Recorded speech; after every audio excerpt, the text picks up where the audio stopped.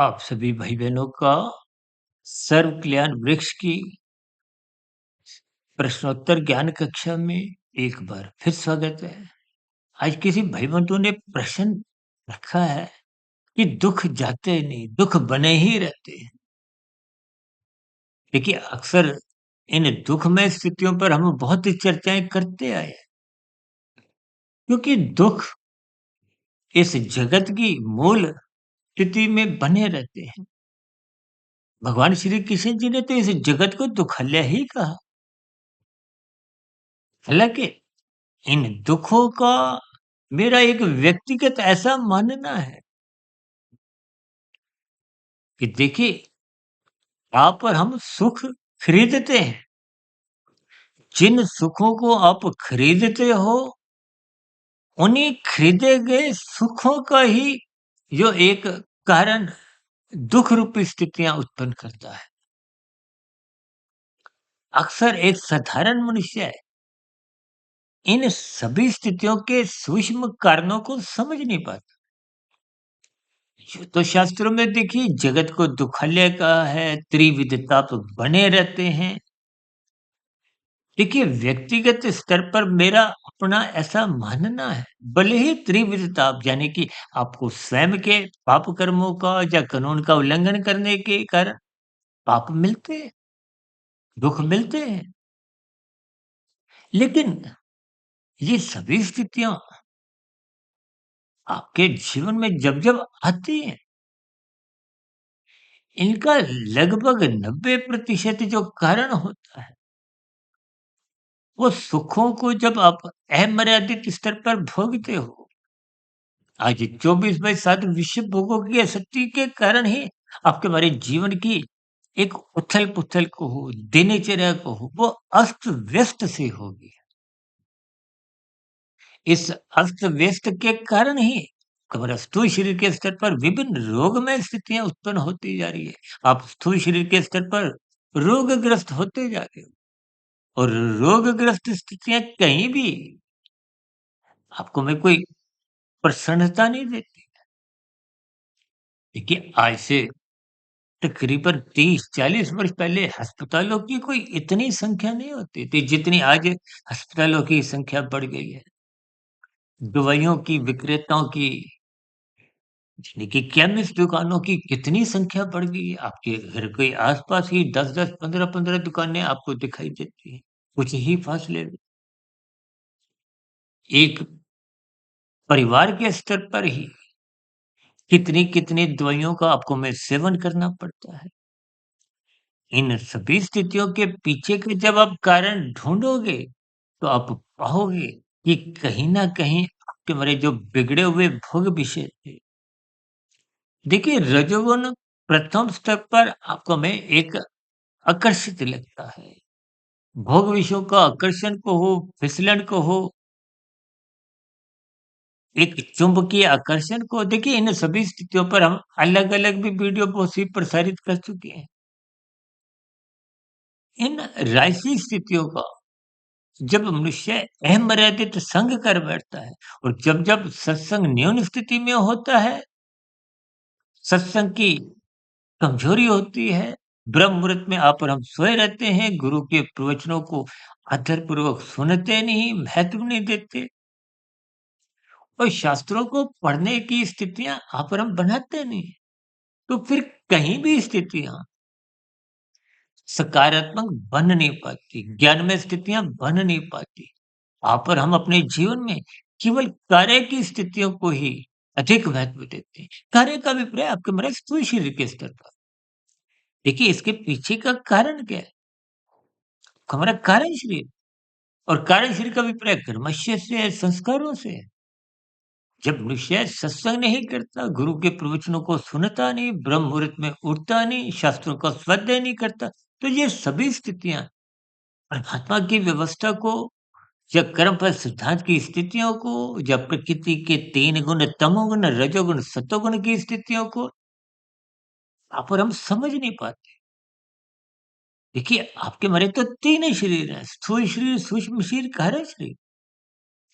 व्यक्तिगत स्तर पर एक साधारण मनुष्य देखिए स्थूल शरीर के स्तर पर ही नाचता है उस स्थूल शरीर को ही एक विशेष स्तर पर महत्व देता है। भौतिक स्तर पर देखिए आप और हम शिक्षा में 20 वर्ष लगाते हैं, 25 वर्ष लगाते हैं, तो उसका कारण क्या है?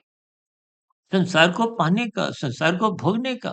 ये संसारी जितने सुख-सुविधा के साधन हैं, ये इनका संबंध स्थूल शरीर के स्तर पर है।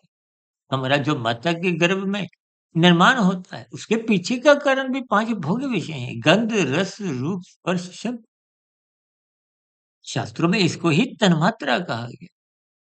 यानी कि आपके मारे जितने भी दुःख हैं, मेरा व्यक्तिगत ऐसा मानना है कि उसके 90% दुःख आपके मारे व्यक्तिगत अमर्यादित सुखों को भोगने के कारण है। और सुख आप और हम जब-जब खरीदते हैं, देखिए आज आपके घरों में देखिए पदार्थों की स्थितियाँ बहुत अधिक बिगड़ गई हैं।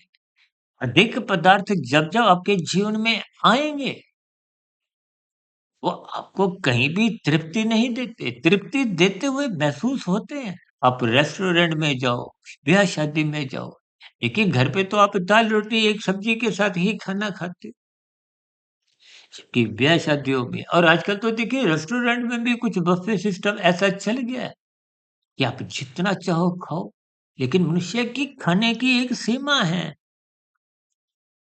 लेकिन मनुष्य उस सीमा का उल्लंघन कर जाता है, स्वाद-स्वाद में ही अपने जीवन में उन पदार्थों को अधिक इकट्ठा करता है, फिर वो इकट्ठे किए गए पदार्थ ही आपको हमें दुखी करते हैं। देखिए 2, 4, 6 जोड़ी वस्त्र यदि आपके पास हैं, तो आपको हमें वो खुशी देते हैं। जब यही वस्त्रों की संख्या 60, 600 हो जाती है, अलमारियाँ भर जाती हैं, तो आपकी हमारी देखिए पहनने की स्थितियाँ तो एक समय में एक ही वस्त्र की होती हैं। तो दिन में देखिए 2 बार बदल सकते हैं, 3 बार, 4 बार, 6 बार, 10 बार। कोई ऐसा तो नहीं हर 5 मिनट बाद आप कपड़े बदलोगे, कि कपड़े बदलने में भी आपको 5-7 मिनट लग जाते हैं। देखिए स्थितियों के अर्थ समझिए। जब कभी आपके अलमारी में ऐसे कितने ही टंगे हुए वस्त्र पड़े रहते हैं, जिनका पूरे साल नंबर भी नहीं आता। इन सभी स्थितियों पर एक साधारण मनुष्य विचार नहीं करता। देखिए, मैं भी इन सभी स्थितियों में कहीं न कहीं कम अधिक पारिवारिक स्तर पर या किसी अन्य स्तर पर देखिए बँधा हुआ हूँ। कुछ संसारी वातावरण को हो, संसार का कुछ ऐसा माहौल को हो, इन स्थितियों का प्रभाव पड़ता है। लेकिन मानसिक स्तर पर यदि आप इन सभी कमजोरियों पर नज़र भी नहीं डालते, हम तो बार-बार कहते हैं ईमानदारी से इन सभी स्थितियों पर आप चिंतन करो। आज चिंतन होगा, कल उस बुराई को दूर करने का कुछ हल्का-फुल्का प्रयास होगा। वो हल्का-फुल्का प्रयास गंभीर स्थिति में होने से वो बुराई समाप्त होती है। जब तक वो खरीदे गए सुख देखिए खरीदे गए सुखों का अभिप्राय उन सुखों से है जो आपके हमारे शरीर को तन के स्तर पर उनकी आवश्यकता नहीं। लेकिन मनुष्य संसार में रहते हुए संसारी एक भेड़-चाल को हो, देखा-देखी की स्थितियाँ को, फैशन की स्थितियाँ को हो, ये फ़िल्मी दौर की स्थितियाँ को हो, देखिए ये सभी स्थितियों का कहीं न कहीं प्रत्यक्ष, अप्रत्यक्ष रूप से प्रभाव पड़ता है। और इस प्रभाव से आप और हम अछूते तब तक नहीं रह पाते जब तक सात्विक स्थितियाँ देखिए भगवान श्री कृष्ण जी ने गीता में अर्जुन के रथ के 5 घोड़ों की लगाम को अपने हाथ में रखते हुए यही एक ज्ञान उपदेश दिए। यानी कि जब तक सात्विक स्थितियाँ मजबूत नहीं होंगी, आप देखिए रात को मनुष्य 12 बजे, 1 बजे, 2-2 बजे तक जगते हैं। फिर ऐसी स्थितियों में आप सुबह ब्रह्म मुहूर्त में उठ नहीं पाते। और ब्रह्म मुहूर्त सतुगुण की शुद्धतम स्थिति है जिसके फलस्वरूप आपके हमारे जीवन में तमोगुण और रजोगुण यानी कि अर्थ और काम ये तो छलांगे लगाते हैं। लेकिन धर्म की स्थितियाँ कमज़ोर होने लगती हैं। जब-जब धर्म की स्थितियाँ कमज़ोर होती हैं, हम तो बार-बार कहते हैं, धर्म की चारदीवारी इतनी ऊँची बनाओ, इतनी मजबूत बनाओ कि ये अर्थ और काम अमर्यादित स्थितियों में उस धर्म की दीवार को लाँघ ना सके, उस दीवार को तोड़ ना सके। अन्यथा समाज में देखिए आजकल तो देखिए प्री वेडिंग की स्थितियों में भी कुछ ऐसे ही अर्थ और काम नाचते हुए आपको नज़र आएँगे।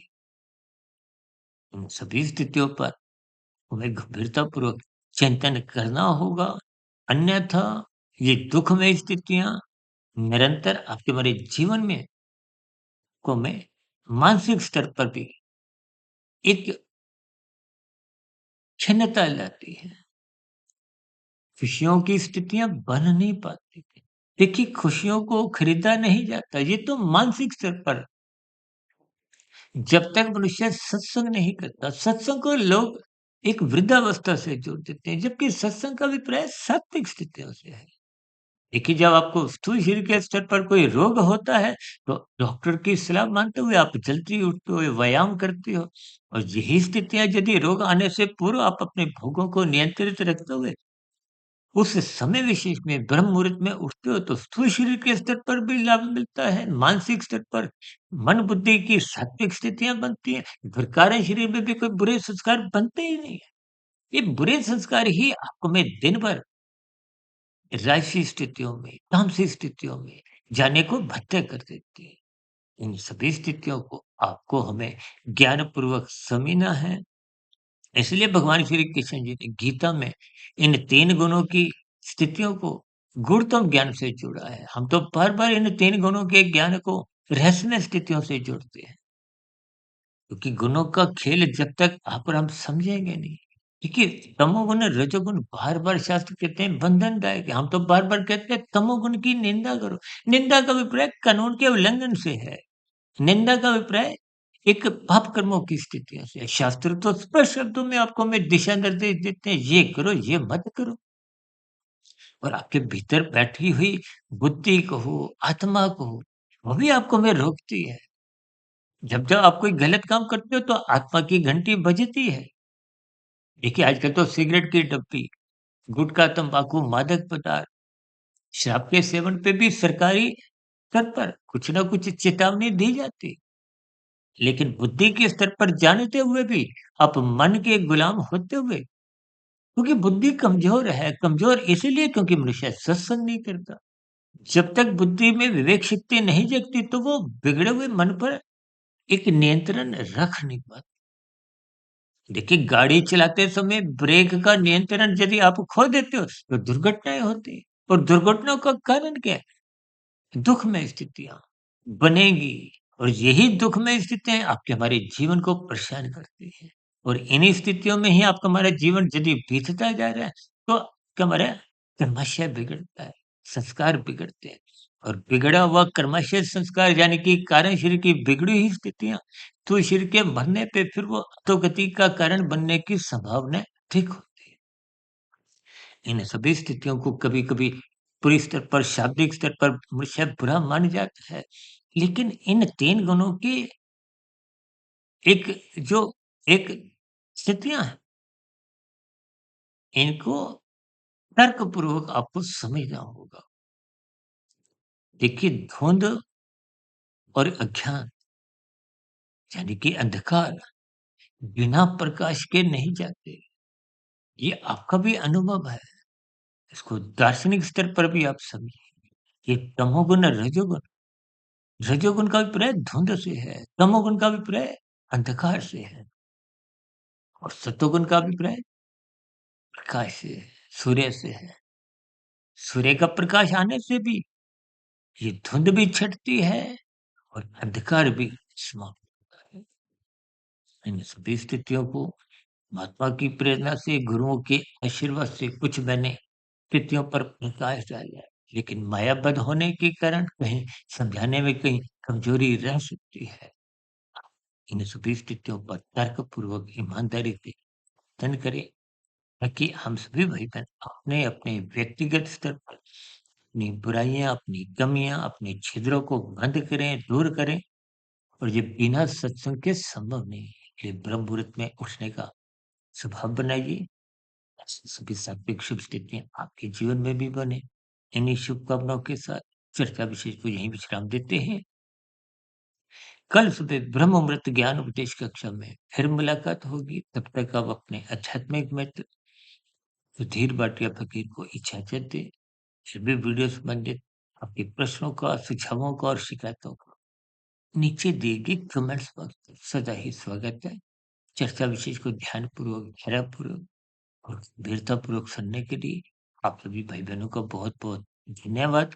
किसी बात से कोई बात को कोई बुरी लगी हो उसके लिए मैं क्षमा चाहता हूँ।